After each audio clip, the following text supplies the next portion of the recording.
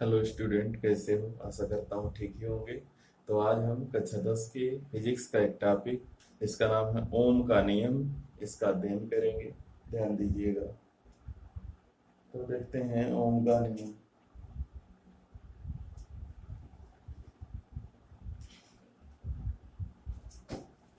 देखिएगा ओम का नियम, ओम्स लॉ। यदि किसी चालक की भौतिक अवस्थाओं जैसे तापमान, अनुप्रस्थ काट का क्षेत्रफल आदि भौतिक अवस्थाओं में कुछ बातें हैं, जैसे किसी चालक तार का तापमान, अनुप्रस्थ काट का क्षेत्रफल आदि में परिवर्तन ना किया जाए तो उसके सिरों पर लगाए गए विभवांतर तथा उसमें प्रवाहित धारा का अनुपात नियत रहता है। यह है ओम का नियम।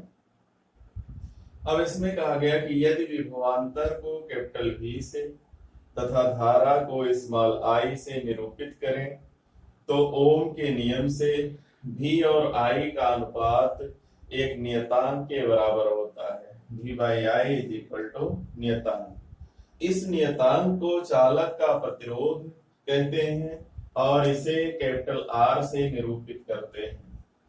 तो ये हो गया ओम का नियम। यदि किसी चालक की भौतिक अवस्थाओं जैसे ताप, अनुप्रस्थ काट का क्षेत्रफल आदि में परिवर्तन ना किया जाए तो उसके सिरों पर लगाए गए विभवांतर तथा उसमें प्रवाहित धारा का अनुपात नियत रहता है। इसे ओम का नियम कहते हैं।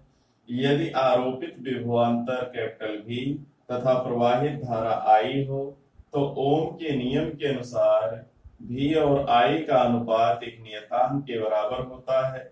इस नियतांक को चालक का प्रतिरोध कहते हैं और आर से निरूपित करते हैं। तो इस सूत्र को ऐसे भी लिख सकते हैं, v by I is equal to are.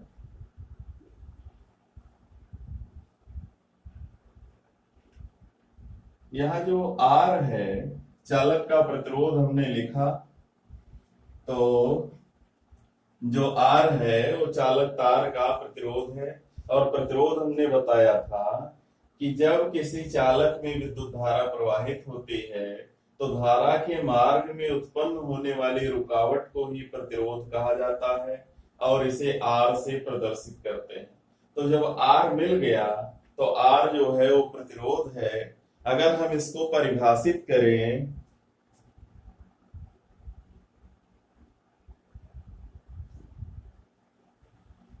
तो ऐसा कह सकते हैं कि यदि किसी चालक की भौतिक अवस्थाओं में परिवर्तन ना हो तो विभवांतर और धारा का अनुपात प्रतिरोध के बराबर होता है। प्रतिरोध का जो मात्रक है, प्रतिरोध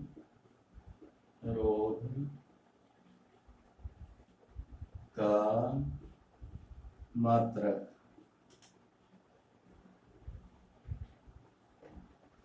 हम जानते हैं कि v का मात्रक वोल्ट है और I का मात्रक एम्पियर है। तो इसका मात्रक हो जाएगा वोल्ट प्रति एम्पियर।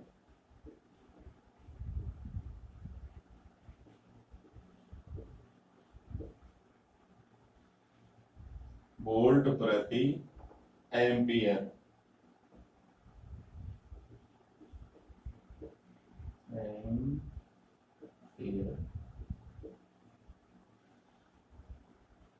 है, वोल्ट प्रति एम्पियर है। इसे ओम, इसे ओम कहते हैं। वोल्ट प्रति एम्पियर को ओम कहते हैं।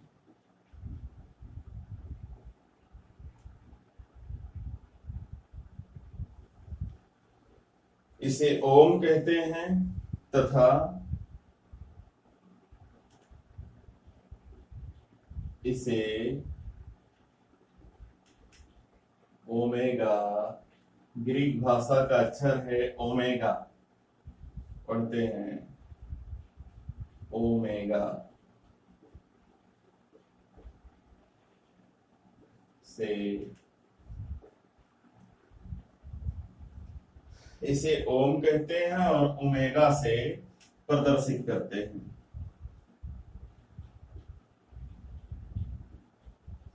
प्रदर्शित करते हैं। तो ओम का नियम अगर पूछा जाए तो ओम का नियम क्या है, तो यदि किसी चालक की भौतिक अवस्थाओं जैसे ताप, अनुप्रस्थ काट का क्षेत्रफल आदि में परिवर्तन ना किया जाए तो उसके सिरों पर लगाए गए विभवांतर तथा उसमें प्रवाहित धारा का अनुपात नियत रहता है। यदि आरोपित विभवांतर कैपिटल भी तथा प्रवाहित धारा स्मॉल आई हो तो ओम के नियम से V बाई आई बराबर नियतांक। इस नियतांक को चालक का प्रतिरोध कहते हैं। इसे कैपिटल R से निरूपित करते हैं। अगर R से नियतांक को लिखा जाए तो V by I is equal to R होगा। R जो है वो चालक तार का प्रतिरोध है, तो प्रतिरोध का जो मात्रक है वोल्ट बटा एम्पियर होता है। V का वोल्ट और I का एम्पियर, वोल्ट प्रति एम्पियर है। इसे ओम कहते हैं, वोल्ट प्रति एम्पियर को ओम कहते हैं। और ग्रीक भाषा का एक अक्षर है ओमेगा, ओमेगा से प्रदर्शित करते हैं। और इसको ओमेगा ना पढ़ के हम साधारण रूप में ओम ही पढ़ते हैं।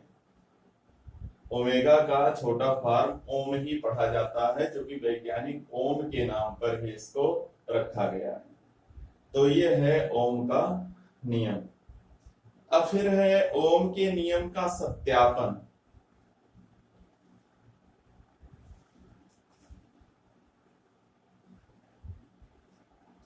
तो इसमें अगर V और I का अनुपात नियत है तो अगर हम विभवांतर और धारा के बीच में कोई ग्राफ प्लॉट करें, कोई ग्राफ खींचे, तो वह एक सीधी रेखा मिलती है और हम वही सीधी रेखा खींचकर इसका सत्यापन कर सकते हैं।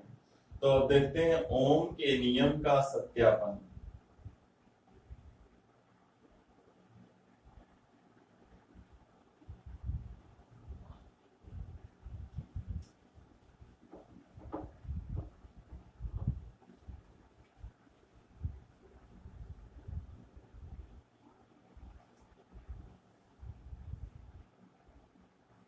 ओम के नियम का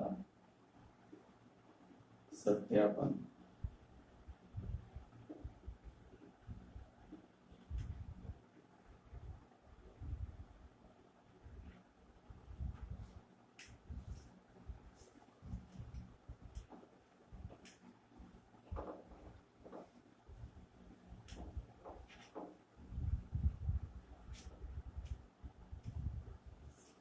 ओम के नियम का सत्यापन, वेरिफिकेशन ऑफ ओम्स लॉ। तो कैसे करते हैं, इसके लिए वैद्युत परिपथ आरेख खींचते हैं। एक वैद्युत परिपथ आरेख खींचते हैं, जैसा कल हमने वैद्युत परिपथ आरेख खींचा था। इसमें एक बैटरी होगी,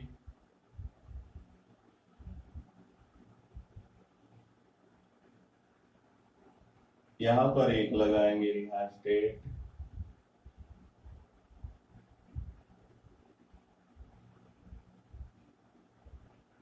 रिहास्टेट इधर लगाएंगे कुंजी,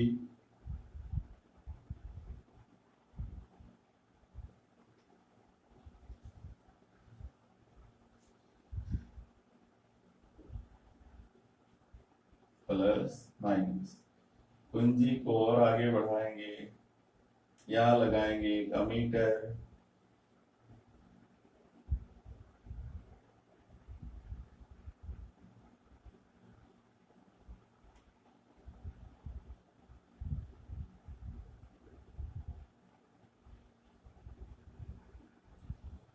और इधर से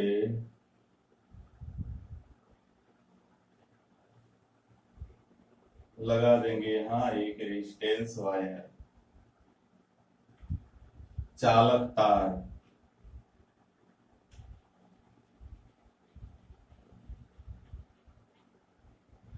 प्रतिरोध आर, जिसका प्रतिरोध आर है, और इसके समांतर क्रम में जोड़ देंगे एक वोल्ट मीटर। 1 वोल्ट मीटर भी।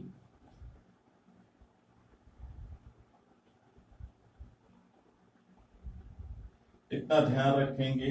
ये हमने वैद्युत परिपथ आरेख को खींच लिया।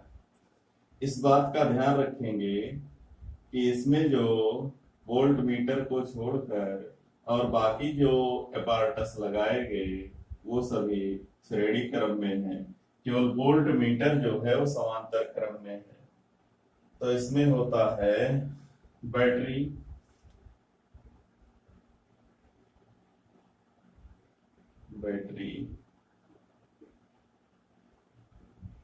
कुंजी,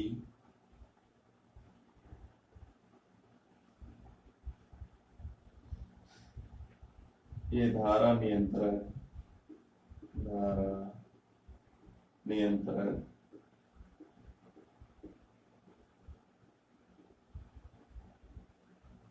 रिहास्टेट, ये अमीटर,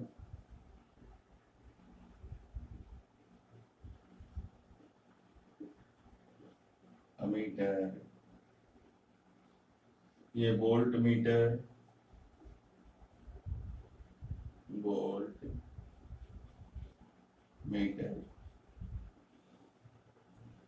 और ये है प्रतिरोध तार।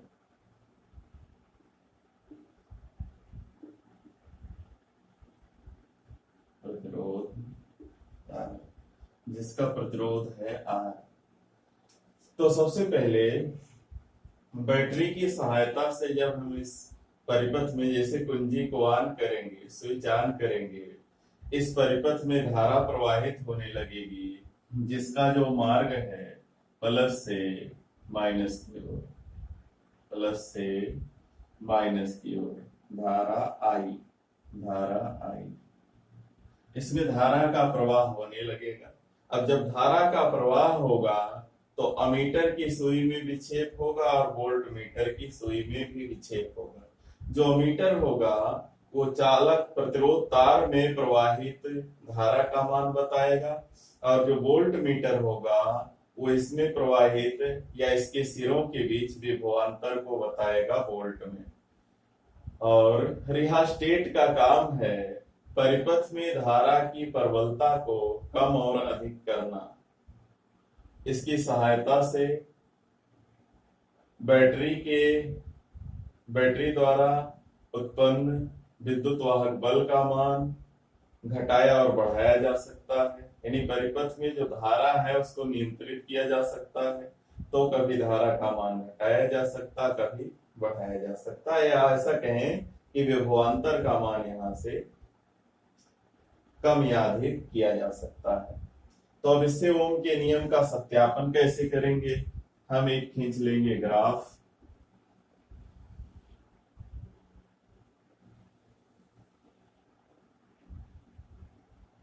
ये है हमारा एक्स अक्ष, ये है वाई अक्ष, ये हमारा मूल बिंदु O। इस पर दिखा देंगे विभवांतर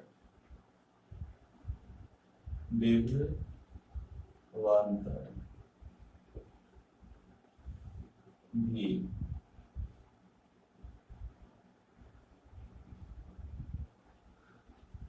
वोल्ट में, और इस पर दिखा देंगे धारा आई एम्पियर में, धारा आई।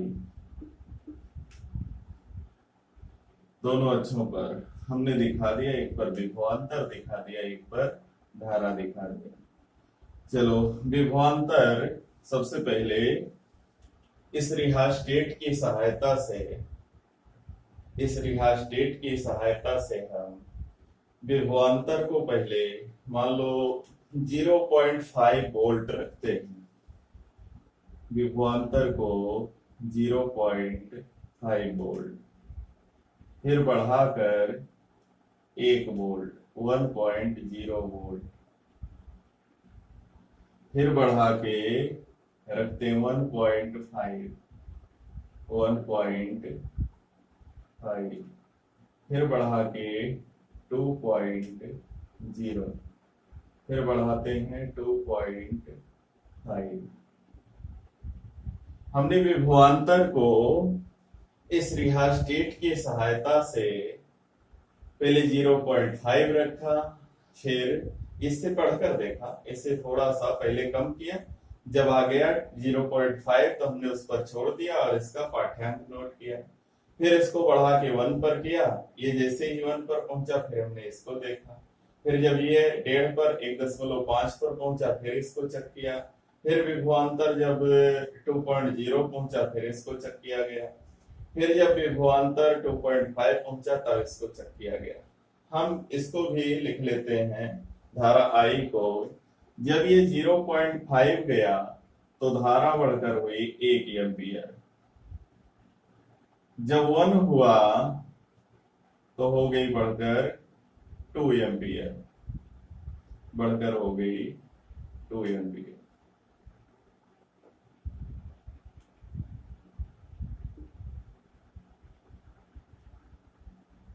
और जब 1.5 हुआ तो धारा बढ़कर हो गई 3 एम्पियर, और जब 2 हुआ तो हो गई बढ़कर 4 एम्पियर, और जब 2.5 हुआ तो बढ़कर हो गई 5 एम्पियर। अब देखो ये ऐसा हुआ, ये हमने यहाँ पर हमारे पास जो है एपार्टस नहीं है, संसाधन नहीं है उतने, लेकिन हम एक ग्राफ के माध्यम से समझाने का प्रयास कर रहे हैं।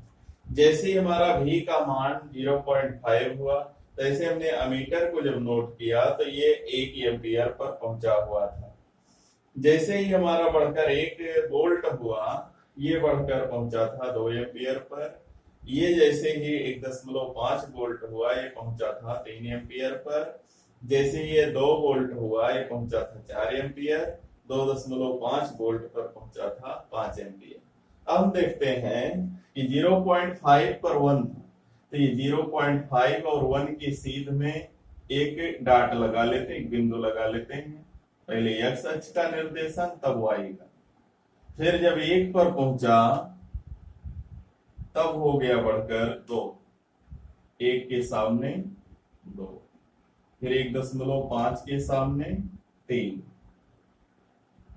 फिर 4, 2.0 के सामने 4, और फिर 2.5 के सामने 5, ये हमने देखे। और फिर अगर हम इसको मिलाते हैं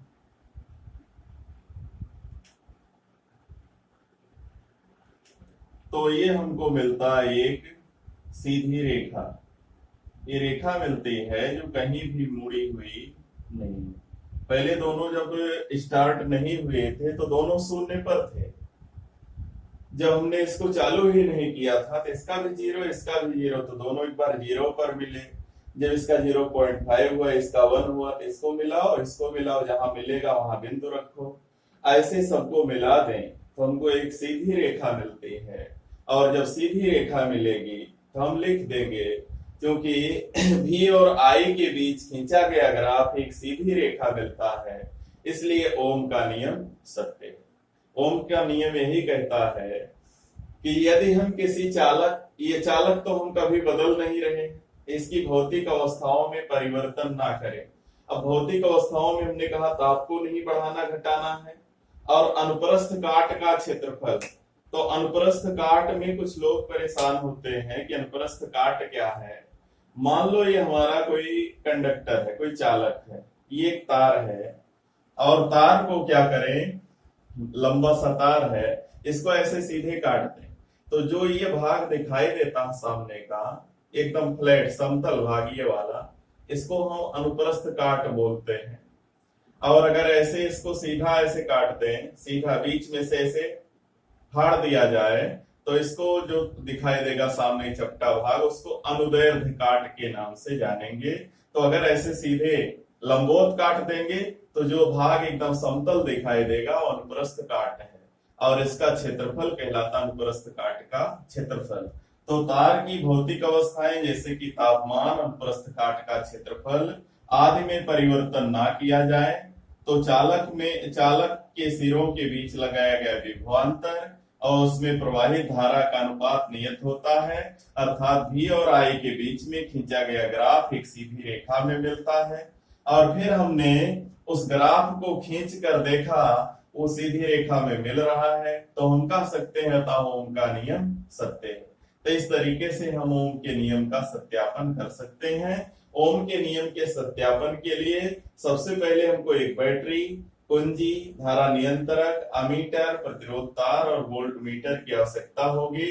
इन सबको वैद्युत परिपथ आरेख में जोड़कर, यानी बैटरी के साथ कुंजी, धारा नियंत्रक और अमीटर को श्रेणी क्रम में तथा प्रतिरोध तार के साथ वोल्ट मीटर को समांतर क्रम में जोड़कर, इन सबको श्रेणी क्रम में जोड़ना है और वोल्ट मीटर को समांतर क्रम में जोड़कर एक व्यवस्था बनाते हैं और इस व्यवस्था का नाम होता है वैद्युत परिपथ आरेख।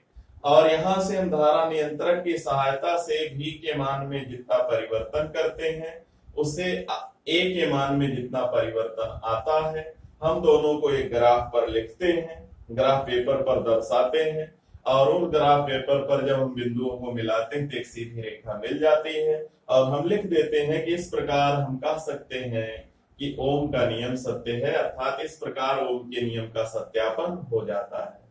तो बस आज जो है इस वीडियो में इतना ही। तो हमारा वीडियो पसंद आएगा तो लाइक और शेयर कीजिएगा और हमारे चैनल को सब्सक्राइब कीजिएगा और सरकार द्वारा निर्धारित लॉकडाउन का पालन करते रहिएगा। धन्यवाद।